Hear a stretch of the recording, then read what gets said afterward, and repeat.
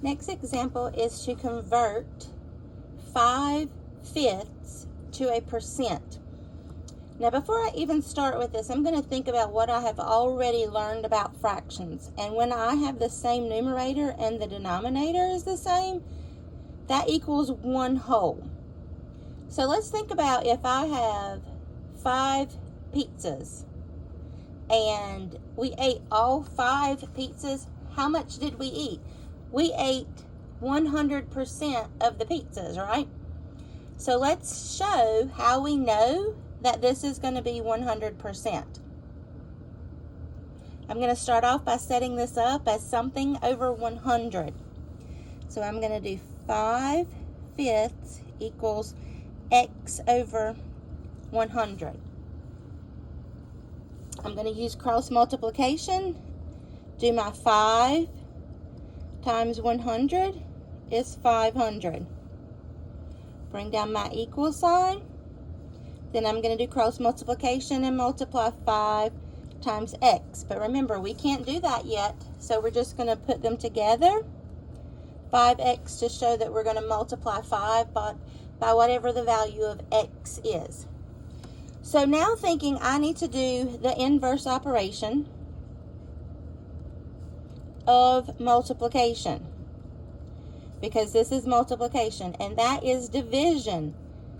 So again, you've got to think about which number am I going to divide both sides by. Am I going to divide both sides by 500 or am I going to divide both sides by x? Well, the simple way to do that is look for the side that the variable is on. The only thing over there is 5x. I need to get the x by itself. So the 5 is what I'm going to divide by. The coefficient in front of the variable is what I'm going to divide both sides by.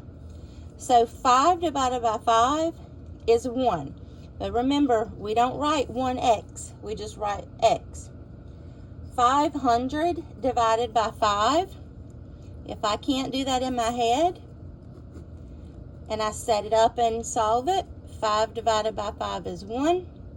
1 times 5 is 5. When I subtract, I get 0. Now remember, you can't stop. If you have a number that you bring down, even if it's zeros, you have to keep going. 0 divided by 5 is 0. 0 times 5 is 0. When I subtract, I get 0. I still can't stop because I have another 0 to bring down. Even though I'm going to do nothing but write zeros, I still have to go through all of those steps.